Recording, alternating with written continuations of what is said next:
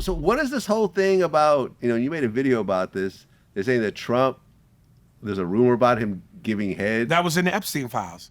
He said Epstein said something. They would call Bill Clinton Bubba, and he said he alluded to that he basically gave Bubba head. You didn't hear this? I heard about it, but I'm like, is it a real thing? Is it actually in the Epstein files? It was in the files. Okay, right. Because there's also this picture here. Oh, well, he looks like he's grabbing his dick? Yeah, like, now that's fake. No, they're saying that's a real picture. Are you serious? No, that's in like BBC.com and Reuters and everything else like that. That's a real photo. Well, if it's that was not fake. If it smelled like doo-doo and looked like doo-doo, it's probably doo-doo. It's doo-doo. Right, because you made a whole like... Somebody in the comments said, if this is true, we have the first LGBTQ president. You're right. First gay president. Yeah. Yeah. I mean, why are people still so obsessed with these Epstein files? Like, he's dead. There's a bunch of fucked up shit in it, but it doesn't really change anything, does it? Because they want to know who the villains are. Okay. This is high drama. High drama. Yeah. Yeah? They want to confirm who's been naughty and who's been nice. Yeah? I'm at the point where I just don't care anymore, honestly. Because they still think that someone killed him. Like, there's always going to be so much conspiracy around this. I'm surprised you didn't get a copy of the Epstein files. No. Oh, Vlad, Vlad, man. No, I'm slipping. I thought somebody would have slipped you a copy. Well, there was the whole thing where EBT was paused because the government shut down. And Mike Epps, he went on the Breakfast Club, and he said he's actually glad that some people were cut off from food stamps. He said the government assistance can be harmful by encouraging unhealthy eating habits and dependency within the black community. People use food stamps to buy unhealthy processed foods that contribute to serious health problems like cancer and depression. And they also allow people to stay lazy. Yeah, he says the trickle-down effect of dysfunction, encouraging a cycle of poor diet, low energy, emotional instability to keep people in a trap. And he said that this is not for us. Now, people were upset. They started to point out... And for the record, they say there are more white people on EBT oh, absolutely. than SNAP than black people. Right. But there's also more white people in the country. I know, but they like to run with the narrative that it's But there's absolutely more white people. Okay, well, it's just important people know that. Yes, absolutely. And people are trying to basically say that a lot of people who get EBT and SNAP are working multiple minimum wage jobs just to get by. But the narrative will be niggas ain't. We just depend on it. But we ain't doing nothing.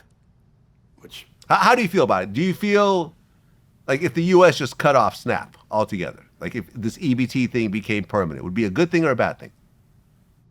I'm not going to be the evil guy to say that, we should stop people from feeding their kids. But there also should be ways to not have people take advantage of these things, which clearly there are people that take advantage of it. I mean, yeah. How many? I remember looking at this. I'm so tired of broke niggas, man. Like poor mentality niggas. I'm just tired of them. I'm tired of hearing black people say is where R should be. Where is you going? What is you doing? What is you saying? It's R, God damn it. Like we're free now. Read. I had an ex actually who would always say axe. That's one of the things that black people get fucked. There's a thing on Instagram where it's this black girl go episode, and there's a shitload of them. Episode 126. Name something that black people do, that white people do that black people can't do. And you'll hear some white person say, ask. Change the battery in the smoke detector. So, and there's a series of these. Yeah. I remember I asked her, I said, why do you say axe instead of ask? She's like, it's just easier, just flows off the tongue better.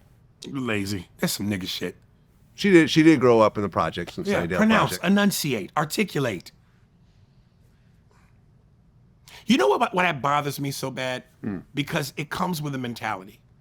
And when you are of the mentality that you are not trying to do better, be better, change your circumstance, elevate your life to something better, and you just settle in, this is my city. Ask that nigga. What is they saying? And you ain't never left your block, you ain't never been nowhere, you don't own a passport, then that means you have no interest in trying to become better, trying to learn more, expand, see that what life has to offer at its fullest. You are complacent in being in your circumstance. Why would you want to live your life like that? I don't know, man. I think that certain people feel that mastering language may not give them an advantage. Well, then you've already started with a loser's Yeah. mentality. Yeah, I disagree with that. Yeah. I disagree, but I think that's how a lot of people think, because I mean, I just look at some of my exes, like her in particular.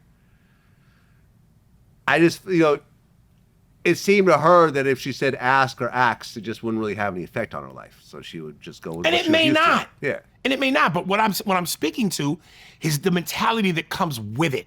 It ain't just about saying ask or acts. It's if your mentality is that, then you have no interest to go to Africa and see how beautiful that is. Yeah. You have no interest in going to Dubai or Abu Dhabi or all throughout Europe and seeing what else life has to offer on a grand scale. You are happy staying within the radius of where you live.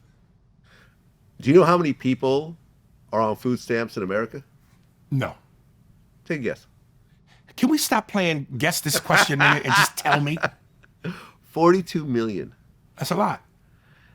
And the average amount that a recipient gets is about $190 a month. It's very little money, man. Like, what can you really do with $190? It's not even $200. And there are people out there who with whatever they can do with it, they're fine with that. Even if it's the bare minimum, to the point where you struggle every fucking day. You acclimate your mentality to going, this is my life, off $190 a month. Yeah. And I'm fine with it. Yeah. I'm never gonna figure out a way to get out of this. Yeah. And do better and create a better circumstance for my family. Oh, I know people. And like if you're gonna lead by example for your kids, so they can lead by example for their kids, and it can be passed down generationally, do you see what I'm talking about? Look, for example, right? I know someone who is struggling financially, right? Has 2 kids, 2 baby mothers, has a decent job, but after you start carving up the money and everything else like that, he's still living in the hood and, small apartment and everything else like that. And I remember I had a conversation with him. He's like, yo, man, I just got to figure out a way to make more money. I said, why don't you do Postmates on the side? Why don't you do Uber? You have a He decent car. rejected it. He said, no, I ain't trying to do that. There you go. So what am I supposed to do at that point? Right. Because I just gave you a solution. Right. And you're not trying to hear it at all. So, I've lent this guy money before. This is an old friend. So I'll help him out. But I just look at that situation and say, he doesn't want to help himself out of that situation. And what I realized in life is a lot of people get comfortable being uncomfortable. I think it was Jennifer Lewis, the black actress, who said it. She goes, if you sit in shit for so long, eventually the smell doesn't bother you. Right. Yeah, that's true. When I got back in town the other day from Chicago, and I know that to some people this is gonna sound like some I'm higher, I'm high, what was it, mightier than thou shit. Yeah. Like I'm sitting on a throne. But again, for me, it's about the mentality. I stopped at the gas station to fill my tank up, and this brother pulls up in like this kind of like jalopy, and he goes, hey brother, you think you can give me some money so I can go get some oil? And I didn't have any money. I said, nah, brother, I don't have it on me. He was like, shit. And then he went and I think he picked a cigarette up off the ground or something like that. And I'm like, if you're a grown ass man, I'm not gonna blame you for the kind of car you drive, your circumstances or whatever they are. But you're a grown ass man and you don't even have the money to put oil in your car, which really you shouldn't even be driving. But the fact that you're a grown ass man and you driving this jalopy and you don't even have money for oil, that don't make you feel some kind of way? Yeah. That don't make you feel a certain way? That's bananas to me. I mean, look at all the people you grew up with, right? All your friends, your associates, your cousins, your relatives. How many people have an Aries Spears caliber drive?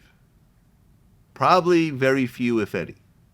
You have to have this drive to really want to excel, and you have to keep failing at it, and you have to deal with the ups and downs of it, as opposed to just going the safe route and just being comfortable. Well, that's why I really take my hat off and I praise my mother, because, when school was over during, school season in the summer, she made us write book reports. You know, she made sure we didn't go, where is you going? When it's where are you going? You know, my mother was an intellectual. My mother pushed me. My mother was a jazz blues singer, still is. She pushed and nurtured my craft and went, if this is what you want to do and you're serious about it, I'm going to be your Catherine Jackson and make sure you get off to a Jackson 5 type start. So my mother ingrained a lot of that in me. And what I find sad sometimes is when I see these videos on Instagram and TikTok, as much as you want to blame or look at how the kids act, you go, it starts with the parents. And it's generational. And if they parents, for lack of better words, I know this might sound cruel, ain't shit, then the kids ain't gonna be shit.